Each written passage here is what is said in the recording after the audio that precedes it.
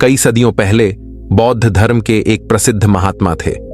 उनके आश्रम में कई शिष्य थे जो गहरी साधना और ध्यान में लगे रहते थे। एक ऐसे शिष्य का जो विशेष रूप से आत्मा की तलाश में था। इस शिष्य का नाम विश्वास था।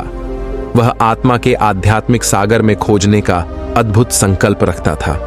उसने अपने गुरु से आश्रम छोड़कर अपने ध्यान के साथ स्थानीय जंगलों में रहने का विचार किया।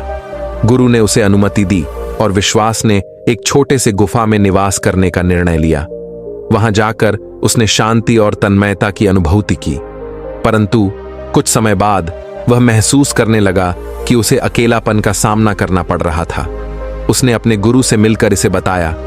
गुरु ने उसे दिया हंसी भरा उपदेश, जैसे कि तुमने जंगल में अकेलापन महसूस किया है, वैसे ही तुमने ध्यान और आत्मा की तलाश में आश्रम में भी महसूस किया था। इसे जानने के लिए मैं तुम्हें एक कहानी सुनाऊंगा। गुरु ने शुरुआत की। एक बार की बात है, एक बुद्धिमान सन्यासी था जो जंगलों में रहता था। उसने अपने आध्यात्मिक अभ्यास के लिए अकेलापन का सहारा लिया था। एक दिन वह एक बहुत ही सुंदर झरने के पास पहुंचा और वहां बैठकर ध्यान में लिप्त हो गया।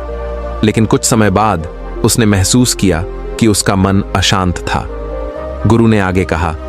सन्यासी ने ध्यान किया और फिर ध्यान से हटकर झरने की ओर देखा। वह देखा कि झरना बहुत ही सुंदर था, लेकिन उसके नीचे कुछ चीज होने की वजह से पानी नहीं इकट्ठा हो रहा था।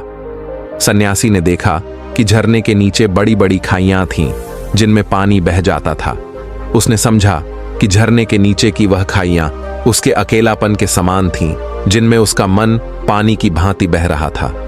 गुरु ने शिष्य को आगे कहा, विश्वास, तुम्हारा दिल भी उसी प्रकार का है। जैसे वह सन्यासी झरण